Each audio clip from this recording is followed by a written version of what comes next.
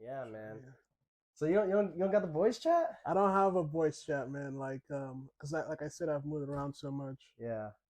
Growing up in LA, then going to Nigeria for a couple of years. Mm-hmm. And I had like a core group of guys I hung out with when I was there.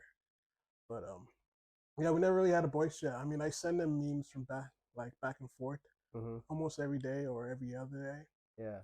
We send memes back and forth. That's how I communicate through memes. So whenever I meet someone and like I get close with them and they know who I am as a person, like then I can I just mass send memes out and I expect them to send memes back to me too. That's how you bond with the world around you, is through That's memes. honestly because you get so many like you meet so many people and it's hard to stay connected, especially when you guys are in different locations. Mm-hmm. I don't, maybe I haven't gotten to that point yet where I have like a core group.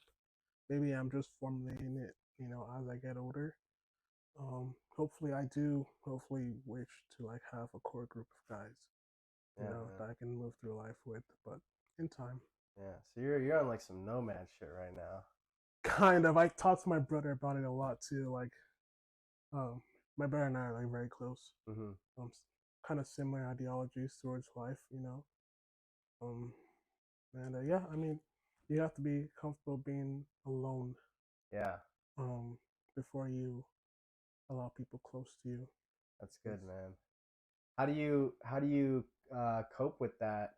Because um like one of the things I recently read about was being at peace, right? mm, There's two parts to it. It's like being at peace in motion and being at peace when you're still, in peace and quiet. hmm And like you do jujitsu, hmm that's a peace in motion, hmm right? Like you're able to quell all your thoughts and like activate your body. What are you doing when you're not moving to keep that peace?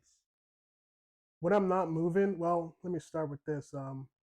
My Myers Briggs personality type is ENFJ. Okay. So, and my introvert versus extrovert, um, compare contrast is like 60-40.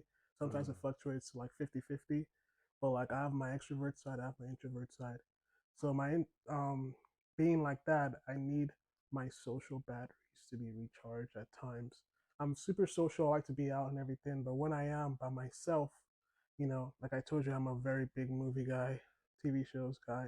Mm-hmm. And sometimes I just like I'm at home. I've lived with myself for quite some time, probably most of my 20s throughout college, even right now in my adult life. Like when I'm in the Air Force, I live with myself. So, and I just got used to just being still, not having roommates, just the quietness, you know, sitting around naked in your own fucking apartment. Yeah. Yeah, Yeah. it's a different vibe, I guess. Yeah, I like it in a way. Yeah. Sometimes it gets quite lonely. Um, but you got to understand that that's just temporary. A lot of feelings we feel are temporary. I believe in feeling through them, feeling through your feelings and not burying it like under a couch or whatever, burying it deep. I Yeah. like to feel through everything, either good or bad.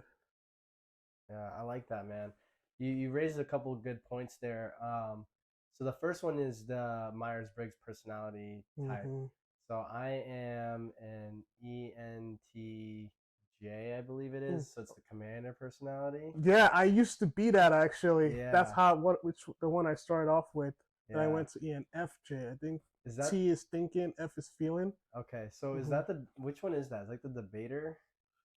I don't know. My brother's the Is it debater. debater? Yeah, he debates a lot. He loves to debate a lot. So that's where I started. I was a debater, and I Uh huh. became the commander Commander. personality type. And I'm heavy on the extrovert side. Mm-hmm. So I will thrive in a social situation when there's like people around. It's very easy for me to be comfortable in those situations. Mm-hmm. Um, so I like that you brought that up because I think that knowing the kind of person you are is a good like North Star for what you're doing in your life, right? Yeah. Um, the second thing that you brought up was the like the peace, the at peace, right? So you have these different ways that you'll like keep your mind at Mm-hmm. like quelled when you're at home. Do you feel, because there is a point where that becomes unhealthy? How do you balance that out? How does it become unhealthy? Because if we're like social creatures by nature, Mm-hmm. so how do you stop yourself from getting into that? Because you were talking about like people bury their feelings. Mm-hmm. I bury my feelings by going out. Like I'll just be like, I just need to get out of this house. I'll go rock climbing, hiking, fishing, jujitsu. I'll stay at jujitsu for like 2 hours just to avoid coming back to the peace and quiet. Because I'm like, I don't really want to deal with my feelings right now. Mm-hmm. So you have this. You're experiencing life by feeling through your feelings, which is an amazing thing, and I commend you for that. But you have to have this point where you're like, all right, I'm doing this too much to the point where it's like you're monk moding too hard. Have you heard of that? What? The monk mode. Okay. So like obviously you have a control over that, Mm-hmm. and so I want to know like how do you checks and balance yourself from not going too far into that Well, hole? I mentioned ENFJ. I have an extrovert, extrovert, introvert side. Mm-hmm. But my baseline is introvert. Mm. Yeah. So I'm more at peace being alone. How I balance it out is by going out. Mm-hmm. Like when I get too like angsty, like I need to like be around, like I need to socialize, I need to like get out and escape the monk mode, Yeah. so to speak. I go out, I like I told you, I like going out to clubs, bars, and a couple drinks. I'm not um yeah, I like having a couple drinks and just meeting new people. I like talking to different people. You meet a lot of people when you're out, a lot of different people, like, and the stories that they tell about themselves, even if they have different ideologies than you, it doesn't matter. I know we live in a society now that everyone is just, they want us to be like NPCs, just have the same freaking ideology and go with like the societal trends. It's okay to be different. It's okay to think a certain way different from everyone else. But it's just, that's how we are. We're all different. So when I do go out and I hear people's stories and their perspectives when it comes to life, I get, it excites me. You know, it it fills up my battery in a different way than self isolating does. Mm. You know. Yeah. We talked about that earlier, man. Like you were saying, like you like to hear people's perspectives. Mm-hmm. You were like noting there are people walking by when we're in the gym, and Mm-hmm. you're like, I would just like to know like what's going through that person's head, what's Yeah. going through that person's head. And one of the things that we started talking about was that seeking of knowledge, right? Mm-hmm. And I think where we connect is that I brought the glasses analogy. Mm-hmm. I think, and I could be wrong here by assuming this, but I assume that you have a very, very realistic understanding of how the world is like around you. You don't see, and I mean, it's, you can hear it in the way you talk. You don't like buy into the NPC isms, Mm-hmm. right? And I'm assuming that's probably part of the reason why you're talking about getting out of the Air Force, right? Mm-hmm. That's probably part of the reason why. Like you don't like the group thought, Yeah. and we got into the conversation later led on to is like the stretch of the influence. So I want to talk about from you. I want to hear more about specifically your plans. Are you talking about like going back and finishing school and like Mm-hmm. getting a specific degree? Yeah. I don't want to butcher it. I want to give that to you to explain that. Okay. Well, let's start from the inception of it. I grew up in Los Angeles, um, mainly Norwalk, Cerritos, California. Um, and my parents, they pushed us to be academically um, excellent. You know, growing up in a Nigerian household, my parents were Nigerian immigrants. My dad was in the Air Force, and my mom is a nurse. Um, but they want us to succeed in life, and their plan of success, especially in the United States, as immigrants or Africans or Black people, was academic success.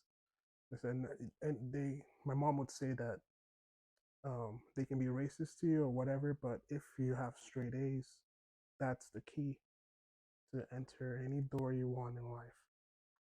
You just have to be brilliant, smarter than anyone else. So they kind of like pushed that on us, and I adopted it. You know, most of my siblings we're pretty smart.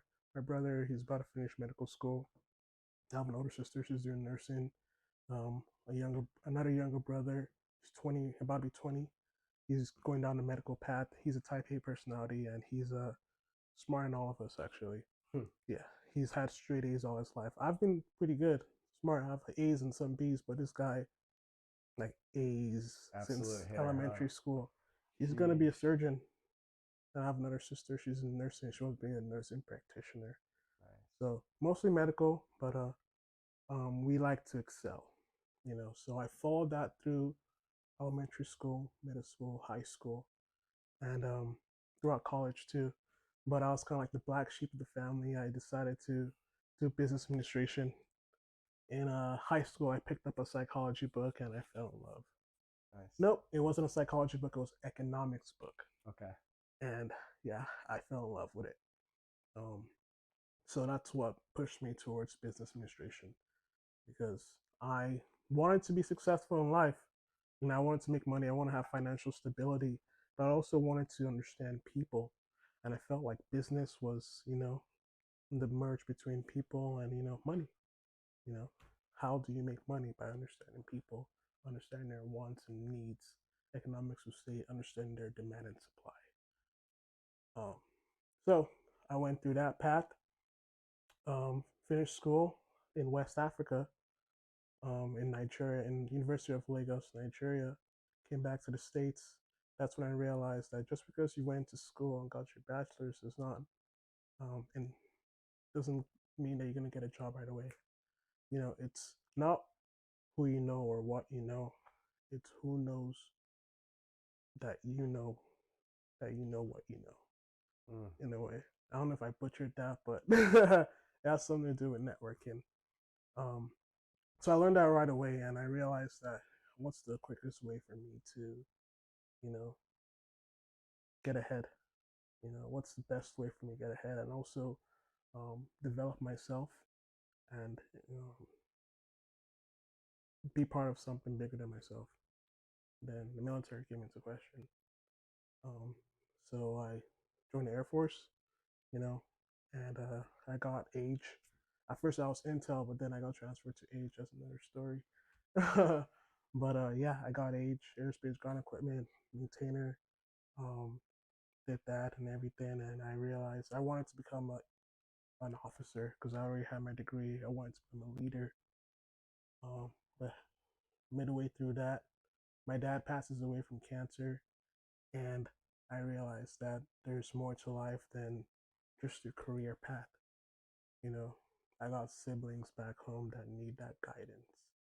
You know, and me being the oldest son, I felt like there's a responsibility that you know that I need to uphold. You know, so that's when I started my plan towards transitioning from the Air Force and kind of finding my path after the Air Force. I wanted to get my MBA, stick with business administration. Um, but then I started teaching psychology, positive psychology, as a resiliency trainer on base. Um, we teach military personnel and their families positive psychology skills, resiliency skills that will help help them in their professional and personal lives. And I've been doing it for about 2 years now. And I like it a lot. You know, I told you I like understanding people, understanding what they do, and it kind of changed my career trajectory from more business to more people. You know, so now transition out of the Air Force, I aspire to get my master's in organizational industrial psychology and hopefully my doctorates. So, um, starting off as the black sheep of the family, doing business, I might end up as a doctor just like everyone else in my family, just a different type of doctor. Right. Yeah. I mean, it seems like it seems like that path is it's almost unavoidable. Like Mm-hmm. the winds of destiny Mm-hmm. have a very very strong push for you. It's interesting that you say some parts And it's almost like how do I word this? It's very interesting that I think we met. Mm-hmm. It's very interesting that you came to mind when I was thinking of people that I wanted on this podcast, because we talked about this earlier. We've only ever met like 2 times in Mm-hmm. person. Um, and it was like one time was at ABJJ. Mm-hmm. I don't quite remember exactly how, but I saw something about like you competing in jiu-jitsu, and I was like, Mm-hmm. oh, like I know this cat, let me follow him. And then we met up for the sword because I saw you were training there. I was like, yo, let me come. I was like, what's that like there? You like come through. We did that, and in those 2 instances that I met you, I could tell that you were like extremely checked in to what was going on, and you have a leadership mentality, and you talking about how you feel like the reins of like responsibility for kind of being the leader of your family Mm-hmm. kind of falls on you now. And that's an assumed responsibility, because I wouldn't say or assume that everybody in your family is like, hey, like this is on you now, right? It sounds like your family has got their Yeah. self squared away pretty good, but you have this innate desire to want to lead them, right? Is that correct? It's partially innate desire and it's partially cultural influence as well too. Because Okay. being the first son in a Nigerian household, that holds a lot of weight. And culturally, I'm the leader of my family per Mm, se, and there's a certain direction that I want to lead us um, to hopefully generate some generational wealth, okay. because that is the goal. Like I said, my parents are immigrants. They didn't grow up here in the U.S. They grew up in Nigeria, Mm-hmm. and coming to the United States, they had to do this and that to succeed and provide for us. And they gave us the blueprint. They laid the path pretty well for us, me and my siblings, um, and I'm very grateful for it. You know, but moving forward, while I hopefully start my family in the next couple of years, hopefully, um, I want to improve upon their blueprint. Mm-hmm. Take the um, focus on excellence, academic excellence, but also add in a little bit of positive psychology tools to it. You know, and obviously, I grew up in the United States, so that vibe, that development is very different from their development in Nigeria. So having those two worlds, the perfect balance between those two worlds, I want to incorporate that into my life, you know, and help my siblings too in their path moving forward. It's good, man. I like that. I like what you're saying. It's all really really cool, man, to hear that. Do you notice? So I have that kind of same idea, right? Like my parents. I was raised by my mother primarily. My parents got divorced when I was like 10 or 11 or something like that. Um, and so a lot of me figuring out life was kind of through the guidance of my mom in the case that she was available when she Mm-hmm. wasn't working. And a lot of it was through me just like having to experience life and figure it out on my own. But through these different experiences that we've had, I mean, you've grown up in like a family that is extremely culturally different from like American culture, right? Mm-hmm. And then I grew up in like a Puerto Rican culture family Mm-hmm. household. It doesn't really seem to make a difference on the fact that we're both seemingly trying to achieve the exact same thing, Mm-hmm. which is to take what our parents gave us and amplify that and make that a better outcome for our children, Mm-hmm. so that they too can take those blueprints and amplify it. Mm-hmm. What do you think are some important key factors to maintaining that? Because I feel as though there's a point where in our generation, you can probably see it. And then generations behind us that are coming up now, it's becoming more evident. And as it goes down, it becomes even more evident. Where it seems like a grasp has been lost on how things, like how we got to having things so good. Mm-hmm. You know, you talked about like pulp culture earlier, and, Mm-hmm. and to just kind of give a better example for what I'm trying to say is there's a lot of people complaining about like the world right now, and especially being in America. And it's like, where's the disconnect that you don't understand how good we have it, and how do you prevent that disconnect from happening? Because you obviously understand that, right? Yes.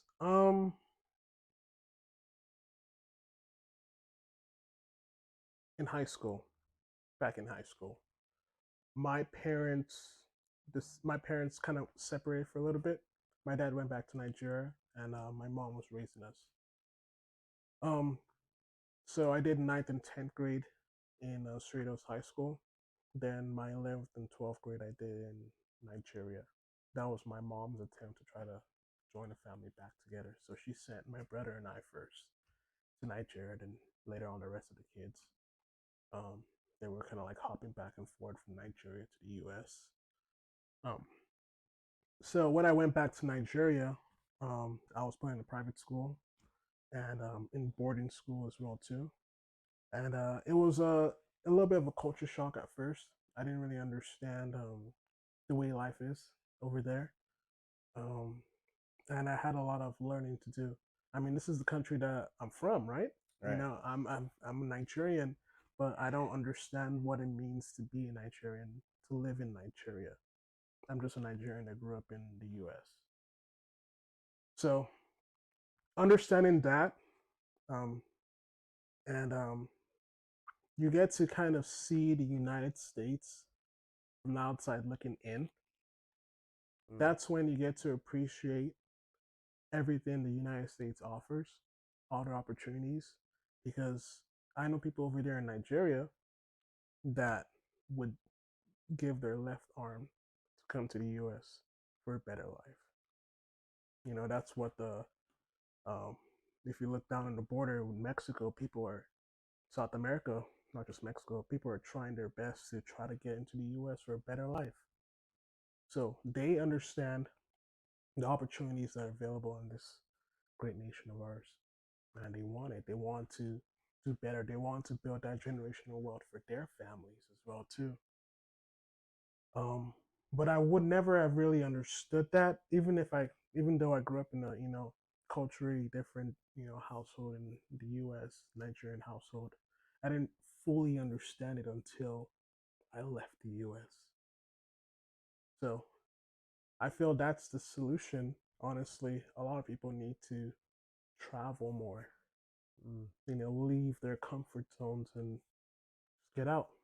Then once you see the world, not just see the world through your screens, once you not only see it, but once you live it, then you truly be appreciative of the benefits and opportunities that are available for you in Mm. the US. Dude, excellent. That is a great way to put that, man. And this is what I really love about this, man, about doing this like this this forum type discussion, man. Mm-hmm. Like because I had this conversation with my boy Davin, and we were talking about this earlier, right? The being comfortable, being Mm-hmm. uncomfortable, and he was emphasizing that concept to travel, and essentially he was using the concept of travel to highlight the fact that you need to get yourself out of the comfort to like understand how to experience life. Um, and you're bringing this other perspective of like you need to kind of see what it is you have like that you're missing out on, Mm-hmm. and I agree with that. A lot of people do. They live through their phones, they live through vicariously through influencers, so they Mm-hmm. see things that are like portrayed by the influencers that make it seem like the rest of the world is probably a lot better than the US. And it's like, but they don't like break it down to you like, oh yeah, like by the way, I had to like like hop, skip, and a jump to get to this beautiful and isolated beach. And by the way, after I leave this isolated beach, like I didn't have service this entire time. Mm. There was no McDonald's for me to eat on the way.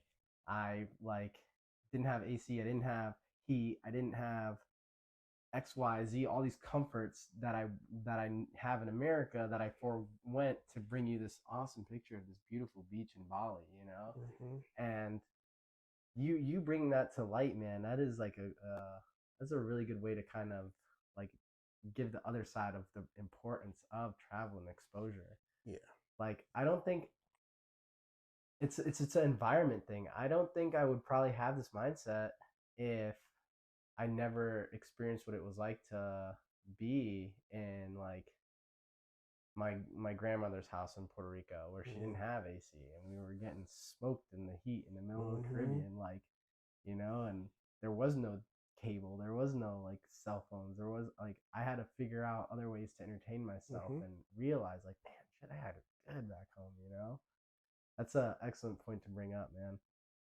So I kind of want to get now into we were talking about the influencing, Mm-hmm. right? So I want to get more details out of you and maybe just reiterate some of the details that we spoke about on like how you why influence is important and how you are planning to develop that Mm-hmm. and use that. So why is influencing important? Yes. You know, if someone says influencing is unimportant, um, I'll just ask them a simple question: how did the Kardashians earn their money? That's the thing. I mean, what's I'm not saying this to bash the Kardashians, Right. but what's their particular skill? Nothing. They don't act. They don't sing. They don't dance. You know, professionally or it's just influencing. The greatest currency in this new day and age is attention, and they know how to grab our attention. That's it. Yeah. You know. So influencing. I mean, it's a tool, just like Instagram is a tool, just like everything else can be a tool. But influencing, you gotta use it for the someone will say the greater good or for personal gain. Um, but me, how I curate my influencing per se, or how I want to influence life or society in the near future, is through positive psychology, positivity. You know, you don't know, you can't change anyone. I believe you can't change anyone, truly change anyone. You can only stimulate them. It's up to the person to change if they want to. It has to be a personal choice for them to change. Like you said earlier when we were in the gym, you can lead an elephant to the river, but you can't force it to drink, and the elephant has to choose to drink. Yeah. So, I lost my train of Oh, you're good. thought. You're good. I'll throw another one to you because it's kind of that was kind of like a vague question too. Mhm. Um, but it's true, right? Like you cannot change somebody's perspective. Mhm. You can only show them like what it looks like to drink the water, right? It's Mhm. like, look, like this is how you do better. This is how you feel better. This is how you look better, right? It's up to that person to um, desire it bad enough to do it and follow in your footsteps, right? Mhm.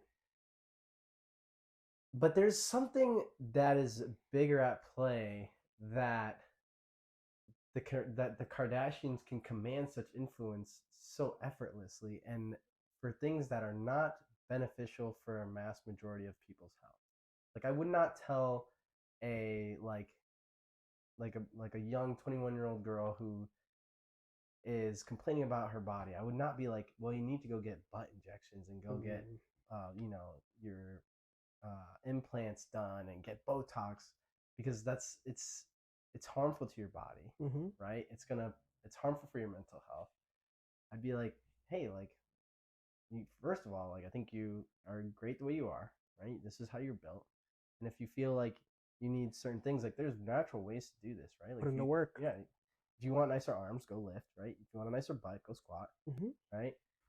But what is it that the Kardashians are doing to encourage people to take the shortcuts instead of doing the work? They're not doing anything about it. They're just really showing people um, the results of taking the shortcuts, Mm, and people want those results. The shortcuts. Life is getting easier through the emergence of technology. AI, Chat GPT. Now you can do things that would have taken you, hours or days. You can do it like this. Like you told me something about you use Chat GPT to, curate, a workout plan for jujitsu or whatever. yep. And ChatGPT does that in seconds. Yeah. You just circumvented, having to hire um, a trainer, having to pay the trainer, everything. It just happens in seconds. So what the Kardashians do, they just show you the results for it. And Mm, people want those results because life, especially in the United States, is getting easier. I'm not gonna say life in general because in the outside world, in the developing world, yeah, I say South America or Africa or even parts of the US, yeah. even in our country, life isn't so easy for a lot of people. But the Kardashians shows you how easy life can be. Mm-hmm. And people, on their phones, they see it and they want that, you know. So it's it's not hard. It's not hard to get to that level of influencing, if you know what you're doing. Mm, yeah. What do you think you need to do to get to that level? Uh, Now, if these are trade secrets and you don't want to these share them, then you keep them, are dude. I'll just be influenced to whenever you hit get the to that spot, bro. level. I don't honestly. There's so many ways these days. I don't know all the ways. I'm just what I see on social media, but befriend a Kardashian, maybe. I don't know. Shit. you Well, know. so I asked this because another point that we talked about was the Tate thing, right? Mm-hmm. And you brought up how he was able to get his influence because he targeted a specific audience that was obviously like the red pillar, like the like red pill community or Mm-hmm. whatever they are, right?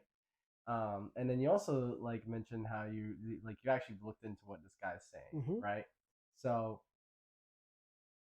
w- there is a difference in gaining influence, but it seems to me that the most common way that people gain influence is by preying on people's insecurities. Mm-hmm. Like, how do you plan to gain influence not that way? By not preying on people's insecurities. Yeah, because that's like the to me I see that as the way that that's when I look at social media, when I look at the problems that plague America, it's that people's insecurities are being targeted on, right? Like this girl feels like she's not doing well enough because somebody who is maybe influencing her is saying like, "Oh yeah, like check out this fitness model. Her butt's super big. Like Mm-hmm. you gotta get your butt looking like hers." They'll say that, and like I know you've heard that before. People Mm-hmm. be like, you want to be like you gotta be like, well, what's his name that just died, right? Like Yeah, the geosthetics or whatever his name right, is. like people are like, oh, I'm trying to get like him, or people will say, oh, bro, you gotta get like Joe's level, right? Like it's it's an attack at your insecurities to say like you're not good enough. You gotta be like so and so, Mm-hmm. right? Like that's what I think is like the main fuel for these people to stay in these positions. Like, do you agree? You disagree? Well, it's like which side do you choose? Star Wars reference. The side of the light, the Jedi side, or the dark side. Which one is more powerful? I got one for Um, you here. what? I got one for you here. Okay. Which okay? So let me ask you, which side do you think was the stronger of the two?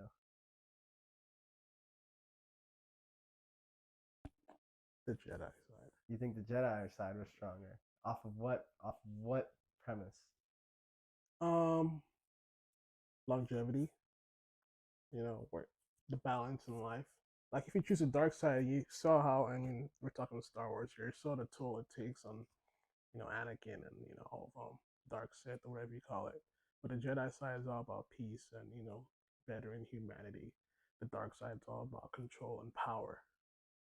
You know, so it's like, which side do you, like I said before about the two wolves inside of you? Which one do you feed? Yeah. So it's I feel like it's a personal choice that you have to ask yourself, which one align to. You ready for the kicker? What? Okay. So are you pretty like versed in like the Star Wars like story, like Anakin's purpose?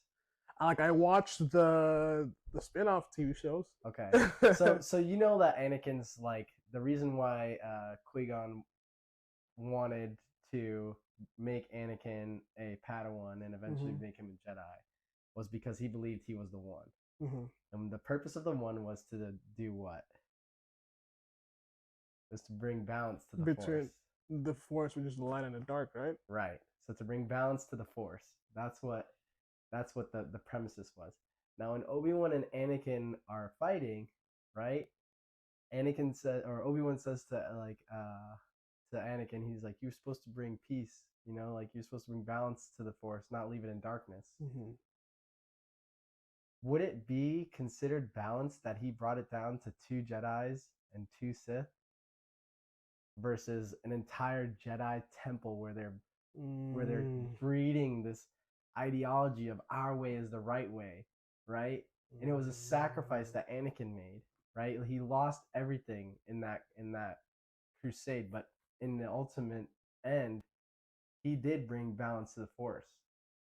Like his path led there to be 2 Jedis, 2 Sith, Obi-Wan and Yoda, and then Palpatine and Anakin. And then what happens, right? We find out Luke's a Jedi, right? So then who's the first one to go? Is it Obi-Wan dies first? Or back down to 2? I think it's Yoda. Is it Yoda? Yoda dies first. So. And then we're back down to 2 and 2, right? And then Obi-Wan dies. Now it's 2-1. Then Darth Vader kills Palpatine. Now it's 1-1. And Darth Vader dies. Now it's 1. But then he finds out that, you know what I mean? So it's like, if you want to get like to the back to the root of it, I think that there is a part that you have to be kind of like evil. You have to kind of feed the dark wolf just as much as you feed the light one. Because you're saying like, it depends on which one you feed, but I think they both need to be fed.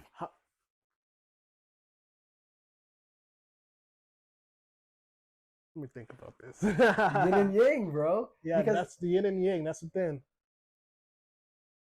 I'll give it to you like this, right? In a relationship, we talked about this. I'm a relationship guy. You have to be like balanced, or else it gets out of control quick, right? If one person is always being positive and the other person is like null, right? The positive person overwhelms the person who's null. Eventually it's just like this person gets tired of being positive all the time, or this person just gets tired of the positivity and it collapses. Same with negativity. If one person's negative, it doesn't matter like how positive you are, it just like overwhelms the positivity to the point where you're like, you need to stop or I need to get away. So it takes that harmony of being like, I love you, but you're fucking up, right?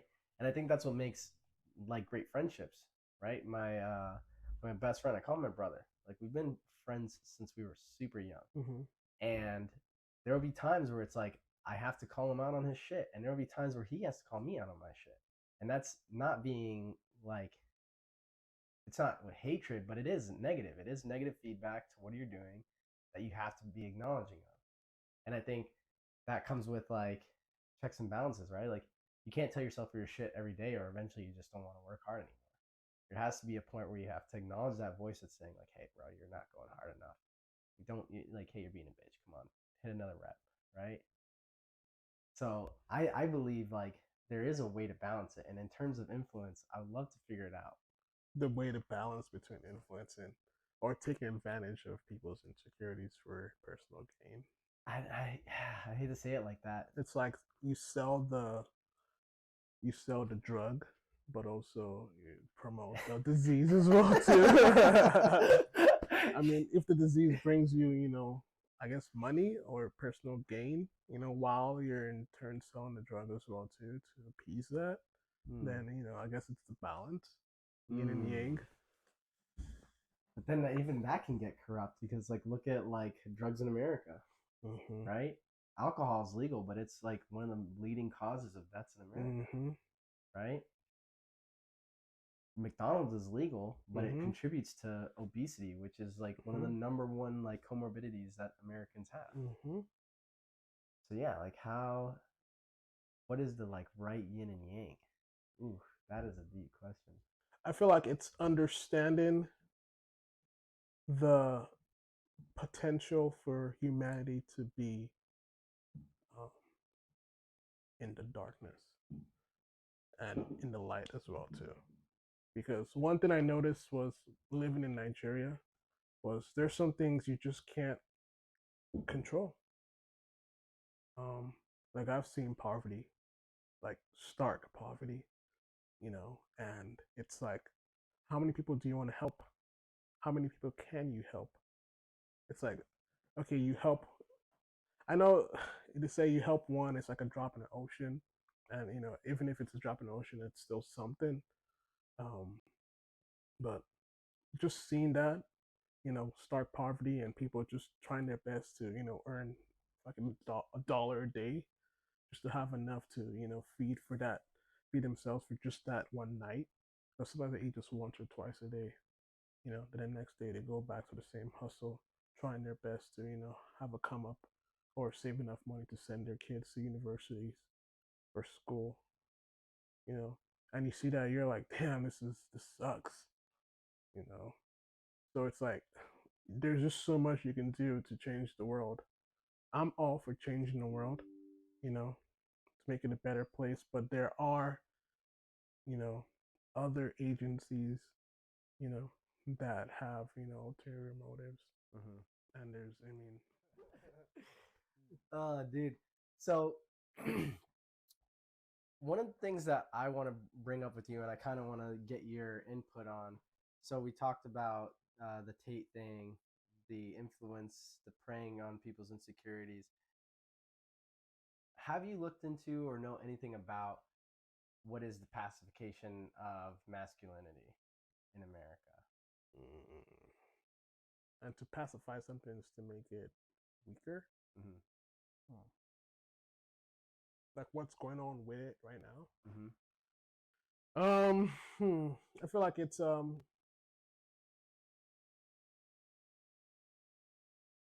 how do I put this?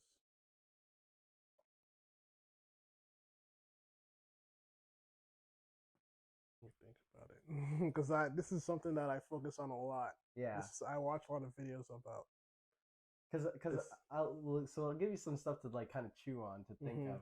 So there is a lot of pacification of masculinity, and there's a lot of promotion for femininity.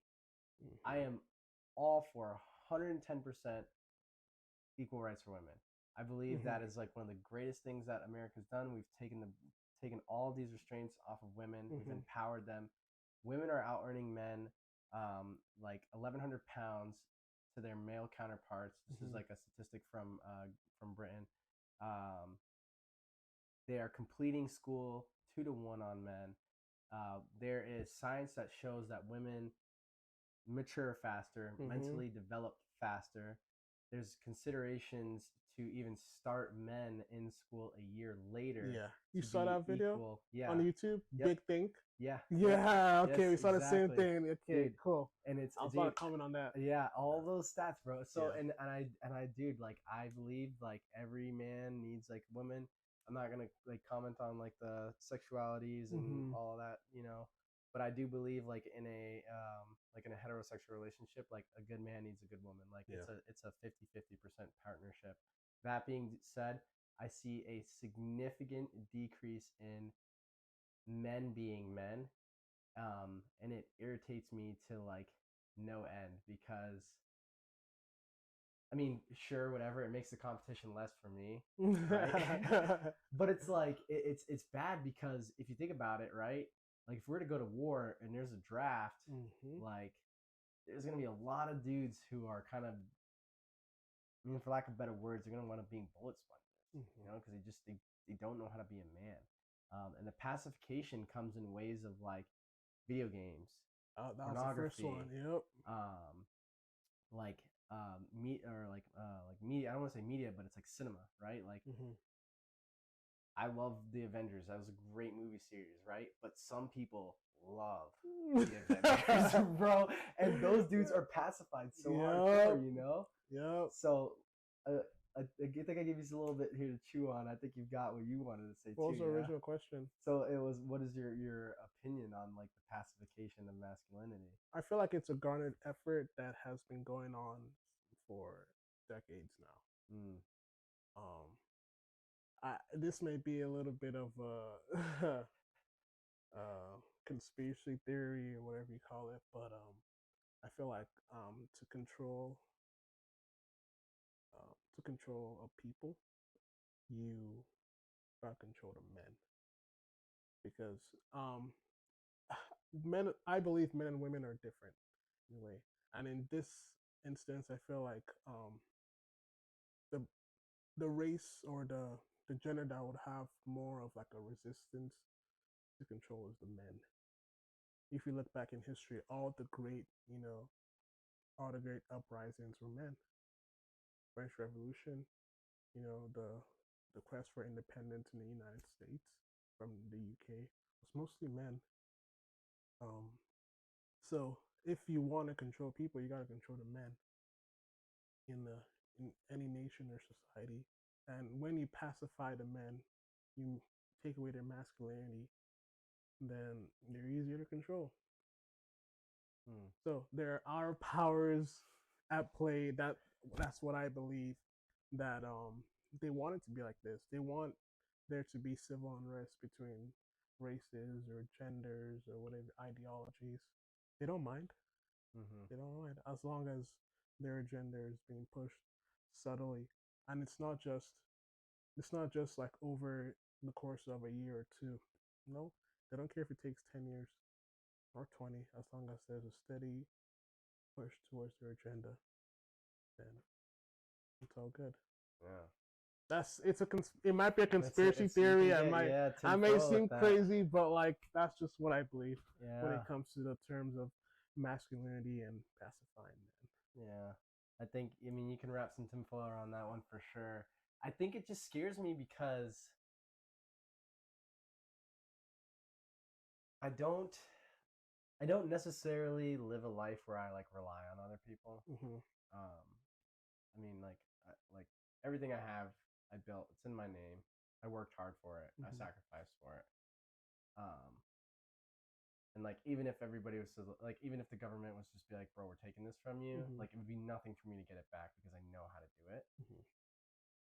But a lot of men don't, and it's like we talked about earlier, right? It's like a dude could be bigger than me, make more money than me, look better than me, but he, like, if he doesn't have that confidence of being a man, like I'm gonna win the girl over him over every time, right? And like when I look at like the people that I surround myself with, like I like to like say like the people that I keep close to me are like hitters. Like I'm like, this is the definition like of a man. Like if I was to like my closest friends, if I was to like drop dead tomorrow and they had to like take the reins, I would feel super comfortable knowing that they were gonna like continue to lead my family and like as part of their tribe, right? Ideally, I'd want a wife who I know like my number two, like if I stand alone, right? If I die, like you got the tools to keep this family strong. But I feel that way about my boys too. Yeah, it's a scary world that we live in to think like eventually we're all going to be the leaders of this country one day, and like I don't want to get into politics, bro. So like, I need other dudes to be hitters to get up there, man. There are good people out there. Yeah. Despite what social media wants us to believe, there are people who are making effort towards the bettering of not just our nation but humanity in general. Mm-hmm. And I commend them for it. And they range from people just like you and me, our ages in their 20s or even younger, to like Elon Musk, and what he's doing for humanity. I think it's pretty awesome. So despite the conspiracy theories I subscribe to at times, I do have faith in humanity. I have faith in people, and despite the societal trends and the great push towards pacifying masculinity, I feel like I believe that people see through the mirage. There's a good amount of people that see through the mirage. There are a good amount of people that have been stimulated by certain figures, certain influencers that have the good of humanity as their, North Star as well too. Mm. Um, so yeah, I have faith. We're gonna be okay. So what we're experiencing right now, um, has been done before in the past. You know how to say history repeats itself just in different forms. Mm-hmm. This has happened before. Great changes has happened before, and us as human beings, we find a way through it. And I feel like we will find a way through this. At least the ones that see through the mirage. I like that, dude. I appreciate that, man. Mm-hmm. That was very, very deep. That was good. I like that a lot. Yeah, I think it's a realistic fear. Is that like like my efforts will be in vain because the mass majority will just wind up like casting the society to the like wayside. I wonder, like, if you could quantify that, how many people would you like percentage wise would you say do you see through the mirage then? I would not know, but You I know wouldn't it's a know. minority. You think it's a minority? Yes. Do you think that minority has you think that minority has enough power to like catalyst us like into like the right direction? Like, It depends. It honestly does depend on, because there's a lot of factors that go into it. You know, um, because I mean, it was a few men that built America, right? Like, it was a yes. few men that got together and set the Mm-hmm. rules to like establish this country, Mm-hmm. And it's a right? few men that control this country, Right. not just the president. It's true, right? It's a few men that control the country Yeah. and the world at large. A few, not just men, a few corporations, a few entities. Yeah. And not to say that the figure has to be a biological male, Yeah, right? But let's like, just put that disclaimer. it could be I want to anybody. get canceled. Canceled. I didn't even get to episode 3. Damn. But no, but like, yeah, it is. There is always the one like protagonist that can save the day. Mm-hmm. I just don't know who that protagonist is, and I think that's why I put so much effort into studying from these people, like you were saying, like Mm-hmm. Jordan Peterson, Chris Williamson, like I guess even Andrew Tate like has Mm-hmm. some stuff in there that is viable. Um, Watching Impact Theory, watching Diary of a Mm-hmm. CEO. I'm talking to my friends. I'm trying to like gain as much knowledge as I can so that I can be like secure in myself. But I mean, I don't think it'll ever happen. But if everybody like for some reason people were coming to me to lead them, I'd want to be like at least I'm well equipped to try and Mm-hmm. figure this out. Um, and I just like I don't really know where that like where that influence ceiling for me is. Like, where do I draw that line and be like, okay, like this is as high up as I want to influence, you know? You never know. Yeah. You can only just like, okay, why do these millionaires and billionaires, why do they keep acquiring more and more money? You would think that $50 million is enough, or you would think that 20 million is enough, or 100 or 500 million. These billionaires, they have all these assets and money. Why do they keep acquiring more? What's their ceiling? Mm. So who knows? Yeah. You know, that's I think that's innate human nature is to just want more. Because you see all these millionaires and billionaires or people who have everything that life can offer them, or people who make it big at such a young age or super quick. Sometimes they commit suicide or they go off the deep end. Why is that? They have all this money, they have anything, they can go to space if they want to. Why commit suicide? They have what everyone else on earth wants, Yeah. you know? So it's like you never really know what your ceiling is or where it leads you. But you gotta fight that human nature of of wanting more, of acquiring just more and more and more and more. You gotta you gotta find you gotta find your ceiling yourself. Yeah. You gotta tell yourself when to stop. I'm just gonna, like how you're saying, man. Learn to live like how you're feeling, like Mm-hmm. how to feel through things. Yeah. And I think that's a huge part of building up that spirituality pillar. I think it's spirituality and emotional. Like you were saying, right? 4 pillars. It's like, Yeah, or different pillars. I mean, you gotta have stuff that holds you up in life. yeah, When if you can have 10 pillars, if one falters, you have nine to hold you up. But the problem is if you have just one pillar, and it goes away, then what holds you up? So you gotta have different shit in life that you do that either it's hobbies or interests or friends, family. It's super crucial to have that. yeah. Man is not an island. We can't survive on our own. We need help. Mm-hmm. We're social creatures. Um, yeah, that's. I personally believe that. I try to have as many pillars as I can. Either it's hobbies, friends, family, or new experiences. Like I just went ziplining in Seward, which is it was. I was kind of scared each time because it was 8 zip lines. Each time that I did a zip line, and I kind of like had to psych myself up. Like, okay, okay, the zip line's secure. You're not gonna fall. Take away all your intrusive thoughts. Just fucking do it. Send it, man. Yeah. And I did, and I'm here, alive. Yeah. And I had a blast. So that experience of zip lining, you know, it became one of my pillars. It became a fear that I overcame. Like your dog was here too. I used to be scared of dogs. Yep, I didn't grow up with dogs, and it stems from a childhood trauma. Back when I was like 3 or 4, there was a dog in the next compound, and when I would walk home from school, it would like bark at us and everything, and that Just, fear yeah. stuck with me throughout my childhood. Remember when I would go to my friends' houses or whatever, I couldn't be around their dogs, because I just so scared. There's a time when I was in football in ninth grade, I had to go to different houses to like fundraise Mm-hmm. for the football team, and there was 2 houses I went to, and their dogs.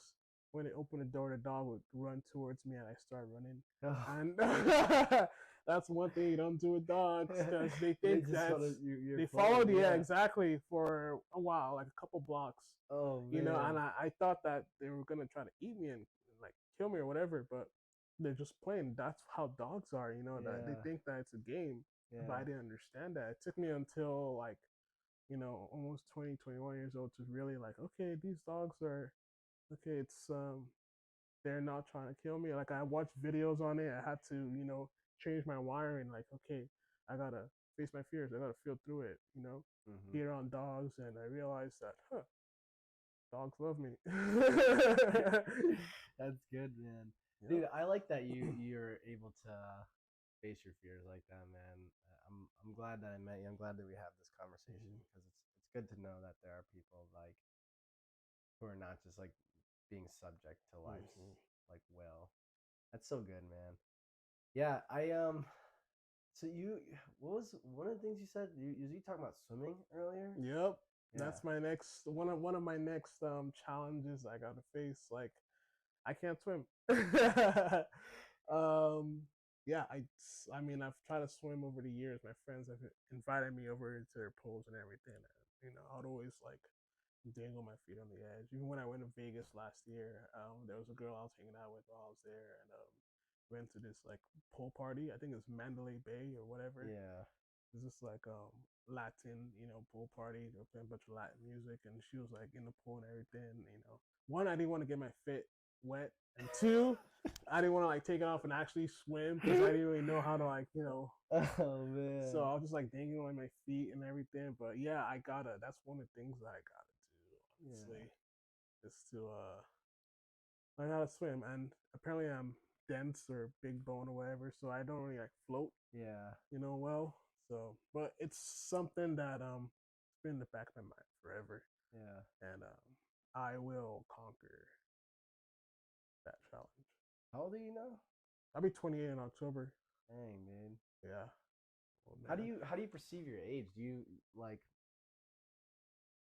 like if you were to say like I saw this thing earlier that says being 32 in the city is like being 22. I saw that too. And being 32 in the suburbs is like being 45. Yeah. Where do you feel like you fit on that scale? I was trying to understand that. I didn't really know what they were trying to communicate when they said that. Yeah. I think is it in the suburbs you live a more sedentary life, a more slow paced lifestyle? Yeah, like I guess you would consider Eagle River like suburban. I guess if you really wanted to, you could consider where I'm living suburban. Yeah, so I'm like, you're still close to the city boundary. Yeah. That's like it's still kind of like close.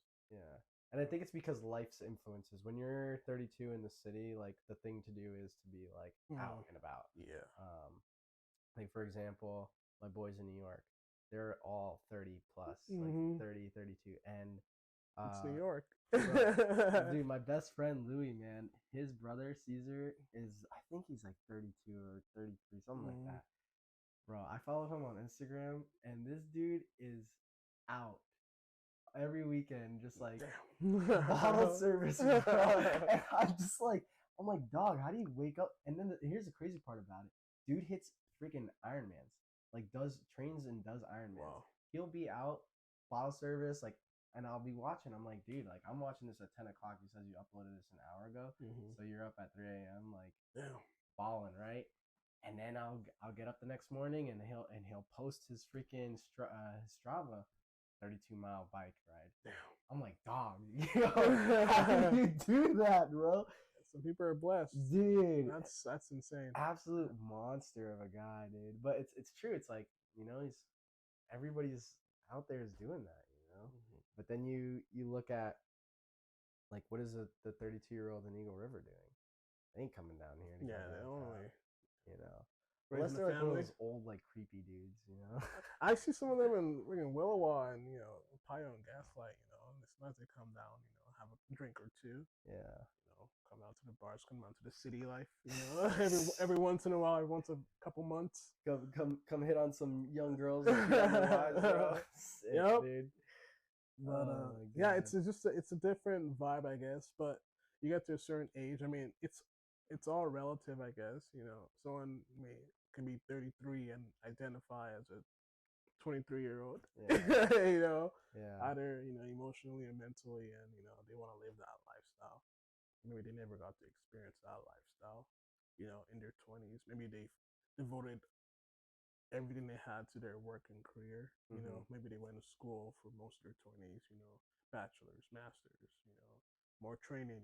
Super intensive, and they missed out on their young adult life, and they want that fun.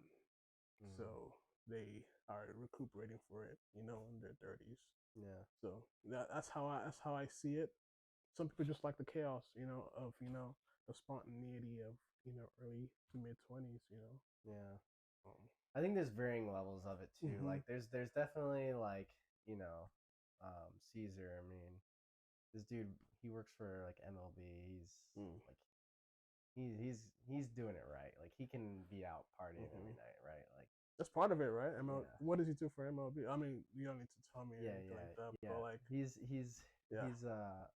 networking. Some kind of like it's like some hacking security system or whatever.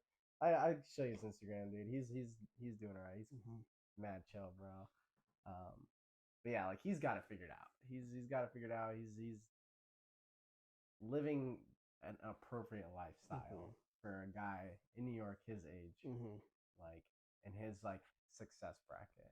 I think there are a lot of people, especially older, um, and I don't know what age the cutoff is, but I mean I see them all the time. It's like these will be like 40 years old, like perpetrating, man, like pretending like they're like young again. And it's like, dude, don't you got like a wife and kid at home? Like, Mm. what are you doing out here? Like, Sometimes having a family doesn't stop people from it doesn't, yeah, experiencing it all doesn't, life has to offer. Or yeah. yeah, I just like I just this is my own like it's from looking at disagreements it with from your these kind of lens. people, bro. Yeah, like in my lens, I'm like, bro, you're like lying about your life right now. What Mm, are you doing, man? You know, I think you said you said you go out, so you probably fit into that scene more appropriately. Like you don't stick out like a sore thumb when you're there. I mean, when I go out, there's a lot of younger 20-year-olds, like Mm, 21, 22, 23. We mm-hmm. live in a military town. Right. So a lot of them are, barely turned 21 or 22, 23. You get to see some people more my age, early 20s or 30s or whatever.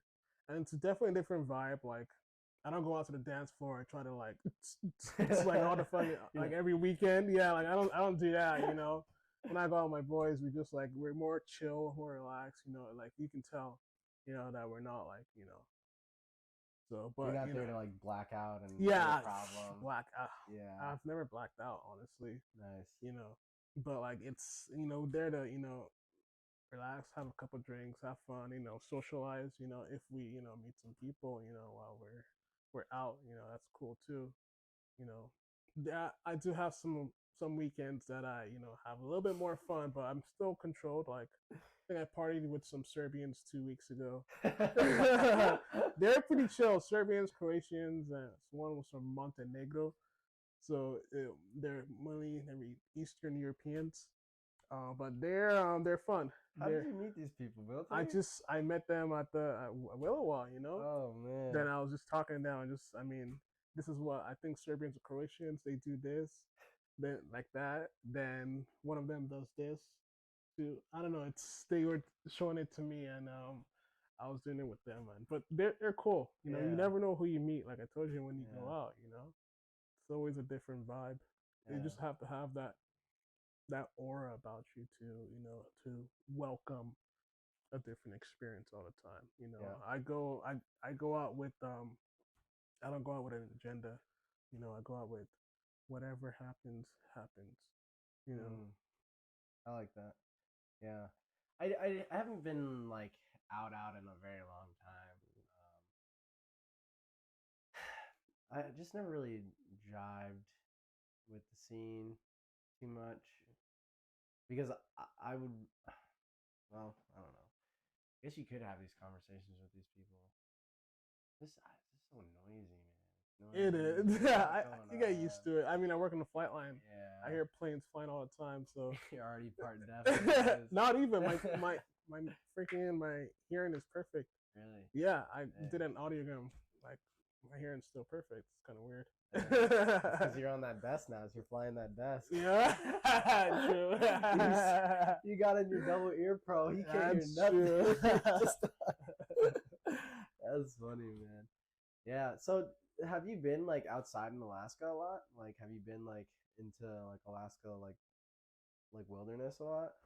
um, I hiked a little bit. Mm-hmm.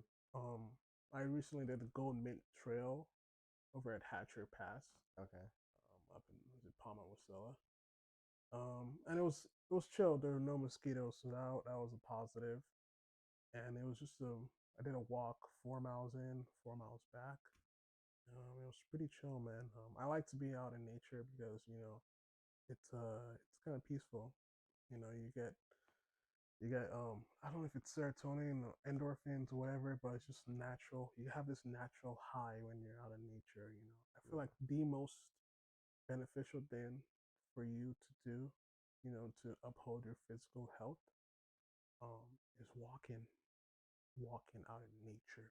Mm-hmm. I feel like you don't even have to lift weights or do anything else, but if you just walk every day for 30 minutes or 1 hour, then you're gonna do a substantial amount of positivity for your health long term.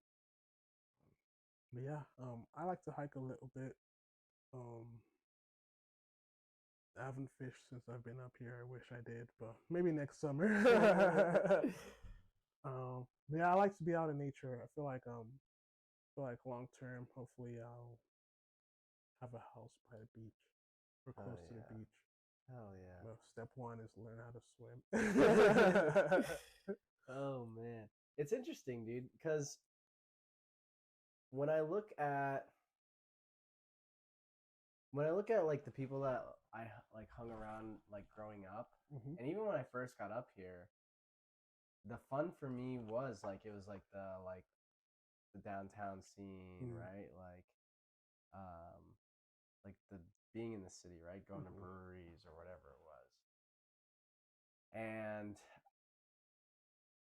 I met a lot of people that like were huge influences on my life that got me to go out into nature more. Mm-hmm. And now, like when I initially like when I initially started fishing, when I initially started hiking, when I initially started mountain biking, snowboarding, Mm-hmm. I always used to look around and I was like, why am I the only brown guy here? It got me, bro. And I was like, am I perpetrating? Like, am I a poser? I had imposter syndrome hardcore.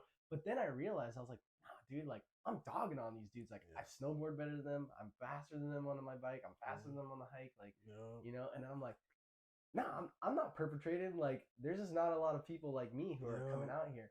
And now I've been doing it so long, I feel like an imposter to not to rate on you or anything, right? But Mm-hmm. like you dressed up very very nice. I feel like an imposter if I was to dress up. Oh, Like for real? I swear, bro. We could go look at my closet, and I don't have anything that's Minimalist, not shorts, joggers, like workout clothes. and that's fine. Yeah, I mean, yeah, that's your identity. right. That's the thing. I mean, if that's what you feel comfortable in, then who's anyone to judge? No, You but know? and that's like that's something that I had to overcome. But then it also kind of plays into that like back to that 32 in the city versus 32 Mm-hmm. in the suburbs. Like, bro, I don't feel it. Like, I feel like when I'm, and this is why I kind of want to go to a city. I kind of want to move to a city and force myself back into that But why? because I want to. So I'm reading this book by Scott Galloway, Out of Road Happiness. I'm gonna mention it so many times. By the time like people start asking me, like, bro, you're like 10 episodes deep. How long does it take you to read Mm-hmm. this book? But it's so good, man. He talks about when you're young, you should when you're young and you're in a career, you should maximize yourself in a city because you're gonna be challenged by the most diversity there, Mm-hmm. right? I'm young right now and successful in Alaska, where a lot of people my age are not young and successful. Mm-hmm. And I'm not trying to say you're not young and successful, but I'm like have separated from active duty and I'm like in the civilian side Mm-hmm. and I see people my age and I'm like, we're not playing the same game. Mm-hmm. Like the kind of stuff I'm talking about that I want to do is not like they're not there yet. It's going to take them another 5, 6, 7 years before they can even start to like play this kind of game. So I feel almost like I need to go into a more challenging environment, and I feel like that environment where I'm going to get checked is going to be in a city.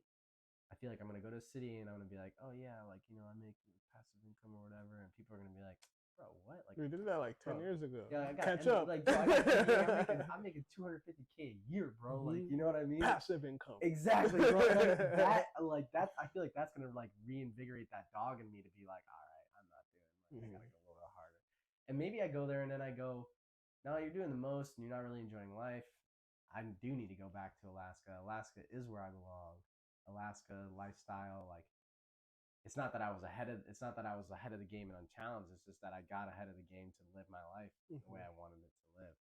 I'm very like conflicted on exactly what it is I should be doing. So I feel like I need to go and assess that and see, you know, why maybe that's the reason why I feel like I'm being pushed out of Alaska, right? It's because I need to go and life's telling me I need to go be challenged elsewhere. Your first challenge would be Thailand. Yeah, I think so. That'll be the personal challenge. Then after you come back from Thailand, then you have the pick of where you want to go, Where do which I city land? you want to go, and it doesn't have to be a city in the United States. You want to go to Dubai, or you want to go to the UK or even parts of Europe, or you want to come back to the US, LA, New York, Chicago, Yeah. Miami, I don't know. Who knows? Austin. I think it goes back to that finance thing that you were saying about though. It's kind of like money is the greatest equalizer. Mm. Right now, I would be able to do Thailand effortlessly. I would need to come back here Mm-hmm. to up my game more to be like, all right, I'm gonna go do Dubai or I'm gonna go do Bali or whatever. But you have a great career for, For um, being able, yep, yeah, nursing. I mean, you can get employment pretty well, honestly. yeah, yeah, My mom's a testifier for it. Honestly, you can pretty good. yeah. My mom's a nurse too, and she's killing the game right now. Mm-hmm.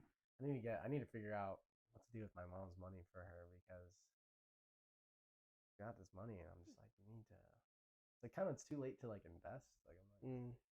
I wouldn't say it like in your 60s to be like, all right, what you're gonna do is you're gonna go buy 3 4 plexes and manage Generational wealth, man. Yeah, yeah. I kind of feel guilty though. Like I'd feel guilty telling my mom to invest in anything that was gonna benefit me. Like I just want my mom to have her money, to have Mm-hmm. her peace. Is she using it? Yeah, I mean my mom. Well, I mean no, she's not using it. My mom's doesn't use. She's making way more money than she uses. Mm. Um, so she's like saving a lot of it. I'm just like, put it in like a Vanguard account or something. I don't know. Like do not use that money on me though. Like, Mm-hmm. go buy a house, something. I don't know. I need that's another problem. I'll figure that out later, down the road thing. Yeah, man. You have any words of wisdom you want to impart, bro? This has been a sick cast, dude. Words of wisdom. Yeah, you mentioned something about being the only brown guy, in an environment filled with non-brown people, and I experienced that too, honestly. Like the town I grew up in I was like one of the few black people in the town. Then I go to Nigeria where I'm just like everyone else. I come back to LA or SoCal and I'm back to the same thing over and again. You know, so it's like me personally, I'm super grateful to even like say this, but I've never experienced racism in my almost 28 years on Earth, and I'm very grateful for that because I know other brown or black people have experienced that. Um, but yeah, I mean, the imposter syndrome, I still feel it too. When I went down to Seward, zip lining and being like a fishing town, I only saw like I can count the amount of black people I saw in one hand. Yeah, I was like, I'm so bad because I really do that, bro. Yep. It's like, what's going on? When I'll walk anywhere, I'm very security conscious, especially living in West Africa. Yeah. So I like turn around a lot when I walk, like just I want to see who's around me, or if the Uber drops us off, I like, damn, now he knows where we stay. Or even when I go to new cities and I get an Airbnb or whatever, if it's not a hotel, the hotel has a little lock, security lock. But if it's just the Airbnb and just the door, I get one of the couches and I move it towards the door. I know it's like why, but I have to do that. I don't know why. Gee, But you do jujitsu, bro. I Like, exactly you can kill people, bro. You can let the door be unlocked, man. like, just in case. Honestly, you never know. I watch Criminal Minds a lot, so that's one thing that you never know, like the motives behind psychopaths. Right. So I'm very security conscious in that aspect. But yeah, that imposter syndrome, I've learned to be comfortable with it. Honestly, Yeah. no matter where you find yourself in life, no matter what room you walk into, no matter what city you visit or country you visit, um, your presence is enough. Your aura is enough. And no matter what, it doesn't matter what race you are, black or white, Asian, Hispanic, doesn't matter. I've learned that because when people see me, non-brown or black people see me, I go, it's black guy. But then when I start talking, it's like, why you talk like that? It's like, whoa, okay, interesting. Where'd you grow up? So it's like, it's it's always funny when I get those kind of interactions, and I can. It's not that dramatized, but I can just sense it. Right. So anywhere I go, I like to make my presence felt. When I speak, like go to a new restaurant, I speak to like the cashiers or the hostesses or waiters, waitresses, whatever. You know, I like to I speak to them with assertively and but fun. You know, Yeah. so it's just it's I like to make my presence felt, especially as a black guy, a black person in this world. I feel like it's super crucial. Yeah. And just have faith in humanity. Not everyone has a nasty ulterior motive.